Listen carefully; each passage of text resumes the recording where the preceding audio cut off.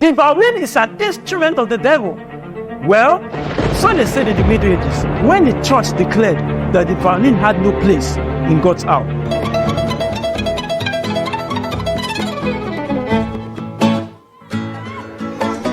Oh, Patel found, you'll be amazed at the reason why the violin is called the devil's instrument. And it begs the question, does the devil or God have an instrument? Or what really is even devilish? Is it the medium or the source?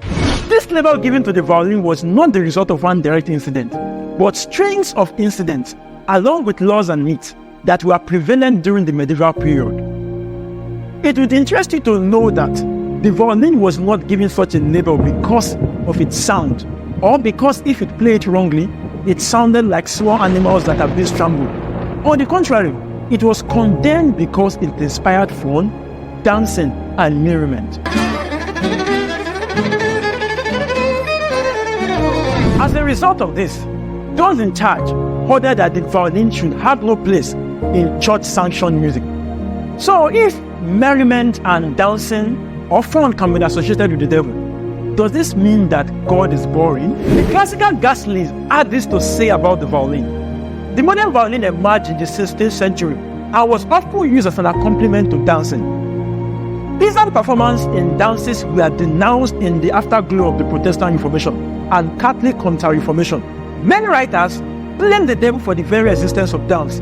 The devil as an agent of death and the creator of dance became linked to the violin during the Renaissance period, as depicted by paintings such as Peter Bruegel's The Triumph of Death and Andrew Cordziel's Couple Playing with Death Behind. To further cement this condemnation of the violin, in 1713, a dream inspired Italian violin maestro Giuseppe Tartini to compose the Devil Trill Sonata. In his dream, he sold his soul to the devil. In that encounter, he said, "I had the idea of giving him my violin to see if he might play me some pretty tunes. But imagine so unusual my astonishment when I heard a sonata, and so beautiful, performed with such mastery and intelligence on a level I had never before conceived was possible. I was so overcome that I stopped breathing and woke up gasping. Immediately I seized my violin, hoping to recall some shred of what I just heard. But in vain. The piece I then composed is without a doubt my best, and I still call it the Devil Sonata. But it falls so far short of the one that stunned me that I would have smashed my violin and given up music forever if I could but have possessed it." Then came the supermaestro of the violin, who was called Satan incarnate, Niccolo Paganini. Paganini didn't seem to have any qualms with rumors that he was in league with the devil. While others were submitting to the rules of the church, Paganini composed music mimicking lovers groaning during sex. He even refused last rites on his deathbed. The church declined his burial in consecrated grounds for decades. You see, musical instruments are simply mediums for conveying music.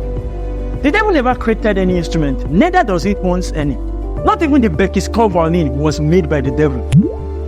The fact that the violin was condemned because it evoked merriment in people reveals how far religion will go to control one's social behavior, even to the point of going against its sacred book. For even the Bible says, "A merry heart does good like medicine, but sorrow is like rottenness in the bone."